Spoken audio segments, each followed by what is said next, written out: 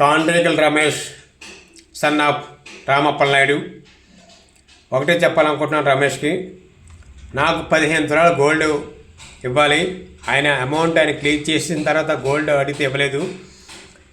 Gold ఇవ్వకపోగా రేపిస్తాను మాపిస్తాను చెప్పుకుంటూ వచ్చాడు. తర్వాత ఈ లోపల 2014లో పంచాయతీ ఎలక్షన్ టైంలో మా నాన్నకి ఓట్లు వేస్తే మీ గోల్డ్ మీకు ఇచ్చేస్తానని చెప్పాడు. వేస్తామని చెప్పాం. గెలిచిన తర్వాత ఇస్తానని చెప్పాడు. గెలిస్తాడే ఓడిపోతాడు మాకు అనవసరం, ఓట్లు అయితే వేస్తాం అని చెప్పడం జరిగింది. ఎంఎస్ గారి ఆధ్వర్యంలో పెట్టాం మీటింగ్ పెట్టారు. ఆయన గెలిస్తాడే పోతాడు మాకు అనవసరం అండి, మేమైతే ఓట్లు వేస్తాం ఏమంటే మా గోల్డ్ ఇచ్చానంటే గెలిస్తేనే ఇస్తానన్నాడు. గెలిస్తే ఇవ్వడానికి నీ ఇంట్లో మేము ఇవ్వట్లేదురా బాబు, మాకు గోల్డ్ మాకు ఇస్తున్నావు అని చెప్పేసి అక్కడి నుంచి మేము వచ్చాము. ఓట్లకి దీనికి సంబంధం లేదని చెప్పి వస్తాం మేము. ఆ తర్వాత పోలీస్ స్టేషన్లో కేసు పెట్టాను. పెడితే ఎంఎస్ కొడుకుని, లాయర్ని, తిమ్మరాజపేట శివాని కుర్రోడిని తీసుకొని వచ్చాడు. ముగ్గురు తీసుకొని వచ్చాడు. మొత్తం 4 వచ్చారు. నేను ఒక్కడిని వెళ్ళాను పోలీస్ స్టేషన్కి. అప్పుడు పోలీసుల దగ్గర పోలీసులు మేనేజ్ చేసుకొని పోలీసులు డబ్బులు ఇచ్చేసి సైలెంట్గా వెళ్ళిపోయాడు.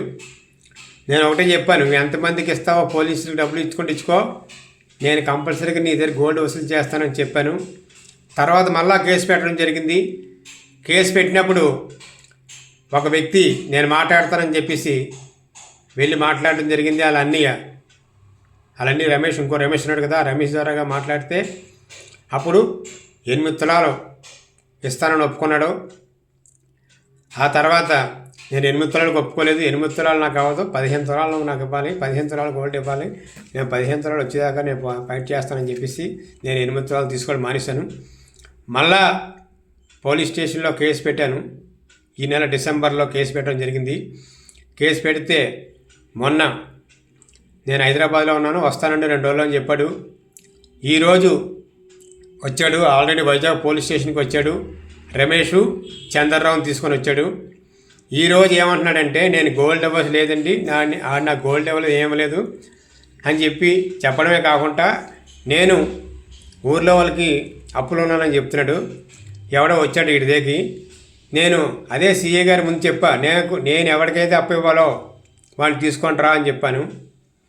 నీకు దమ్ముంటే నువ్వు కాంట్రాక్టర్ ఒక్కడికే పుడితే నేను ఎవరికి డబ్బులు ఇవ్వాలో వాళ్ళు తీసుకుంటారా. నా నెంబర్ ఇచ్చాను నీకు ఆల్రెడీ, 9032873103. లేదు నీ గోల్డ్ సంగతి నువ్వు చూడు, తీసుకొస్తే తీసుకురా, వాళ్ళని ఎవరైనా వాళ్ళే, నో ప్రాబ్లం. లేదు ఎక్కడ రమ్మంటో చెప్పు, ఆ 10 మందిని తీసుకొని ఎక్కడికి వస్తావు చెప్పు, పోనీ నేను వస్తాను. లేదనుకుంటే ఇప్పుడు నాకు గోల్డ్ ఇవ్వాల్సి లేదని చెప్తున్నాడు. సరే అయితే పని చెయ్యి, హరిపాలెంలో రాములవారి టెంపుల్లో కానీ కొత్తగా కట్టిన దుర్గాదేవి టెంపుల్లో కానీ మీ భార్య పిల్లల్ని తీసుకొని నువ్వు రా, నా భార్య పిల్లల్ని నేను తీసుకొని వస్తాను. అక్కడే ప్రమాణం చేసే దమ్ముందా నీకు? నువ్వు కాంట్రాక్టర్ ఒక్కడికే పుడితే నేను ప్రమాణం చేస్తాను నా ఫ్యామిలీని తీసుకొచ్చి, నేను గోల్డ్ ఇవ్వడం లేదని చెప్పేసి నువ్వు ప్రమాణం చేసే దమ్ము నీకుంటే ఫోన్ చేయి. లేదనుకుంటే కంపల్సరీగా ఏదో తేల్చుకో. కంపల్సరీగా నీ దగ్గర అయితే మటుకి గోల్డ్ వసూలు చేసి తీరుతాను.